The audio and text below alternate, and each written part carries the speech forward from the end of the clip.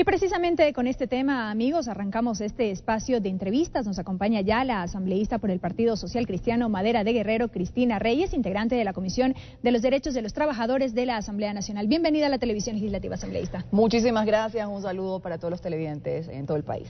Bueno, en nuestras emisiones informativas hemos ido analizando por varios días este tema y queremos seguir conociendo cómo avanza el tratamiento de este proyecto de ley al interior de la mesa, porque ya han sido varias las observaciones que ustedes han podido escuchar desde distintos sectores. Sí, luego que claramente se cayó la posibilidad de una reforma integral al Código de Trabajo, producto del diálogo social con todos los sectores, y conociendo ya las reformas puntuales que han sido enviadas desde el Ejecutivo, nos encontramos trabajando y poniéndole el acelerador a dobles jornadas de la Comisión de los Trabajadores para tener un primer informe ya el 22 de diciembre, algo que me parece absolutamente prematuro, porque uno no termina de escuchar y de entender las distintas propuestas. Claramente disentimos de algunas propuestas allí incluidas, que perjudicarían a los trabajadores, vulnerarían sus derechos y de alguna forma también en el tema de seguro social, como por ejemplo ya puntualizar, no estamos de acuerdo con que se elimine el porcentaje que el Estado está obligado a entregar como aporte al Instituto Ecuatoriano de Seguridad Social con el fin de llevar adelante las prestaciones, por ejemplo, de los jubilados. Hoy recibimos un grupo de jubilados seriamente preocupados porque el Estado elimina el porcentaje, permanece la obligación, sin embargo, elimina el porcentaje, cuando todos sabemos que el IES ha sido no solo de este gobierno, sino de todos los gobiernos, la caja chica para otra clase de responsabilidades.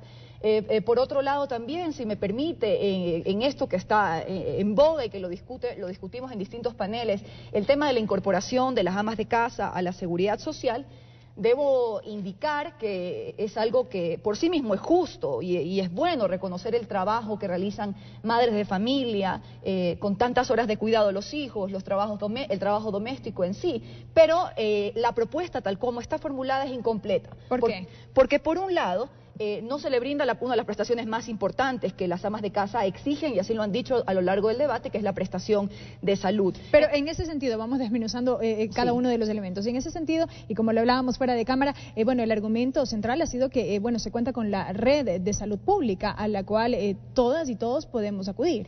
Las amas de casa no están de acuerdo, hacen cuestionamientos de la red de salud pública y quieren y exigen como un reconocimiento al trabajo que han realizado, que tengan la prestación de salud, pero claramente es incompleto.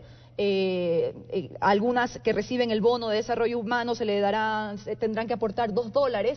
Luego también hay algo que es sumamente injusto, se contempla como parte del financiamiento el aporte arbitrario de las utilidades de los trabajadores de ciertos sectores privados de nuestro país como un aporte solidario, es decir, se le mete la mano al bolsillo de los trabajadores para poder financiar una contingencia, una obligación que es absolutamente del Estado, como lo establece el artículo 369. Por ende, esperamos que se reformule. Y por último, y lo más importante, no existe un plan de sostenibilidad técnico y financiero de que realmente los fondos de las amas de casa, de las trabajadoras no remuneradas, que irán capitalizando el IES durante 20 años para poder hacer acreedoras a una pensión, serán respetados y serán capitalizados de la forma correcta. No hay un plan de sostenibilidad, eso es lo que exigimos, es lo que cuestionamos, pero claramente el oficialismo no nos dice nada. Pero insisto, vamos punto por punto, en lo que tiene que ver con el tema de salud. ¿No quedarían desprotegidas tampoco, teniendo esta alternativa de la red de salud pública? Actualmente existen serios cuestionamientos a la salud de los ecuatorianos. No se diga en este momento sin un plan de sostenibilidad. Claramente, el IES se encontraría en dificultades cuando no existe un informe técnico y financiero, pero lo más justo, creo que una de las prestaciones a las que se querrían ser beneficiarias las amas de casa sería las de la salud, pero insisto, es una obligación del Estado que tiene que presentar informes técnicos y financieros responsables y que de ninguna manera le metan la mano al bolsillo a trabajadores honrados, a trabajadores del sector privado, que se verían seriamente vulnerados sus derechos con otro de los artículos que habla de la limitación a las utilidades, algo que ya fue declarado inconstitucional por la antigua Corte Constitucional en el gobierno de Gustavo Noboa. Si tanto el gobierno habla de no volver al pasado, ¿por qué se intenta vulnerar los derechos de los trabajadores? Pero en este sentido, en lo que tiene que ver con las utilidades, escuchábamos el día de ayer o en estos días a los representantes de la Asamblea de Mujeres Populares. Ellas manifestaban o planteaban la posibilidad de que las utilidades de las empresas, sobre todo de los sectores estratégicos, como telefónicas y cementeras, puedan ser estas fuentes de financiamiento para la respectiva afiliación de las amas de casa. Simplemente no es viable porque no se puede ser solidario con el trabajo y el esfuerzo de trabajadores honrados. Simplemente no es viable porque es vulneración de derechos, porque la Constitución y todos los convenios internacionales que ha firmado el Ecuador garantizan proteger, velar porque los derechos de los trabajadores ecuatorianos sean progresivos y de ninguna forma regresivos. Si, como indica el artículo 369, la incorporación de las trabajadoras no remuneradas del hogar a la seguridad social será una obligación del Estado y el acceso a sus prestaciones, claramente es el Estado que tiene que encontrar la forma responsable, los recursos para poder cumplir con esta obligación. De ninguna manera no estaremos de acuerdo que el gobierno abra los oídos y escuche, porque esto es como una obsesión, se ha intentado de muchas formas. Primero era para tablets, después era para infocentros, ahora supuestamente para financiar al Seguro Social. Tanta supuesta solidaridad con fondos privados, y me pregunto yo, ¿dónde está la solidaridad por parte del sector público? Como por ejemplo recortes a los temas burocráticos, a excesivos ministerios que realmente no sirven para mucho, como este de la felicidad y del buen vivir, los bonos de $16.000 que se regalan. A ver, pues, ¿de a cuánto vamos a dar cada uno de los asambleístas o del presidente o de los ministros? Porque a muchos ciudadanos también les puede parecer que este trabajo nuestro es privilegiado y que es excesivo y que también tiene que ser solidario con la incorporación de las amas de casa. De allí pueden surgir cuestionamientos también. Entonces hay serias contradicciones. El gobierno tiene que mantener un discurso firme de justicia hacia las amas de casa, porque, insisto, su trabajo debe ser reconocido y valorado, pero de ninguna forma menoscabando la productividad o los derechos de otros trabajadores. Finalmente, este código de trabajo, a lo que hemos apuntado siempre, es a que veamos a los trabajadores y a los empleadores como socios estratégicos, no como enemigos, que veamos la posibilidad de tener una herramienta legal que nos permita crear mayores empleos,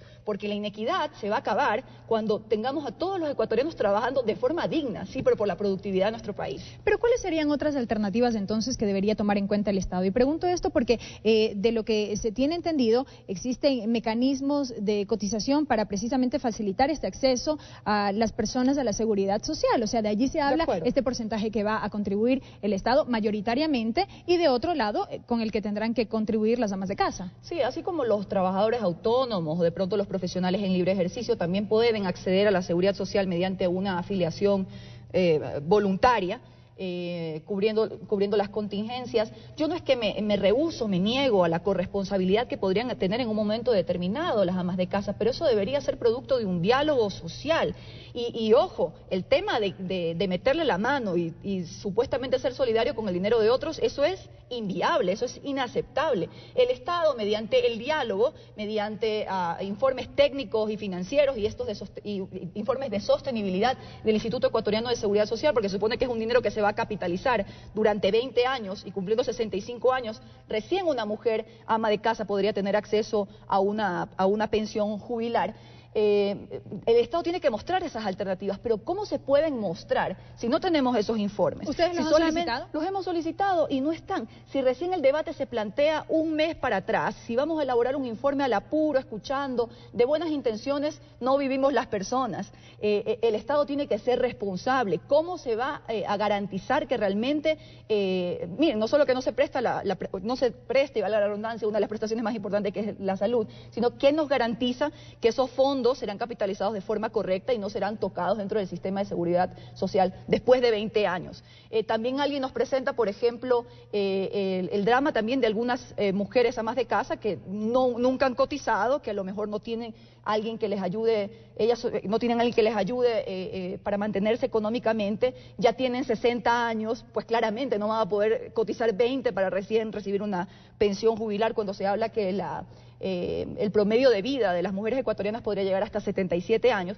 Entonces, busquemos alternativas, conversemos, diálogos sociales, lo que piden los convenios de la Organización Internacional del Trabajo. Pero frente a estas imposiciones, de a último momento, de escuchar a todo el mundo, hacia el apuro, no sé qué pueda salir. Yo realmente espero que no ocurra como los fondos previsionales, que escuchamos a todos los dueños legítimos, partícipes de esos fondos, y finalmente, ¿qué se impuso? El criterio del Ejecutivo. No hubo comisión ni asamblea, sino que se impuso la mayoría de votos. Ya para terminar, asambleísta, ¿en su integridad este proyecto de ley es cuestionable o hay elementos que son válidos para rescatar? Sí, de acuerdo, no todo el proyecto es malo. El tema de la inamovilidad, por ejemplo, de las mujeres embarazadas, las protecciones que se le quieren dar por su periodo de gestación y porque claramente a ella como mujer trabajadora y al bebé que está en gestación, es importante, si es que ha existido abusos. Ahora, no solamente del sector privado, créame que también han existido serias denuncias de despidos intempestivos de mujeres embarazadas en algunas entidades públicas, y esto ha sido conocido públicamente por el Ministerio de Relaciones Laborales. Entonces, esas cosas son positivas de debatir, pero finalmente cuando hay claras intenciones de meter la mano a trabajadores privados, cuando el Estado se quiere desentender de sus obligaciones, como por ejemplo el tema del aporte del 40% para el pago de pensiones jubilares, claramente tenemos que cuestionar. Y ser crítico no es ser malo, ni querer la catástrofe, ni pensar en el apocalipsis, es pensar que tenemos que trabajar conjuntamente de forma responsable y escuchando a todos los sectores. La oposición al interior de la mesa legislativa, ¿cómo actuará? ¿Prepararán un informe de minoría? Como hemos actuado durante este año y medio de forma propositiva, asistiendo a las comisiones, escuchando a la gente, estando con las personas. En mi caso he participado de movilizaciones porque creo que la gente tiene que ser no solamente escuchada, sino también sus criterios recogidos de alguna forma. Claramente, si algunos de los criterios que hemos cuestionado no son recogidos dentro del informe y la mayoría insiste en los pedidos del presidente de la República, presentaremos un informe de minoría.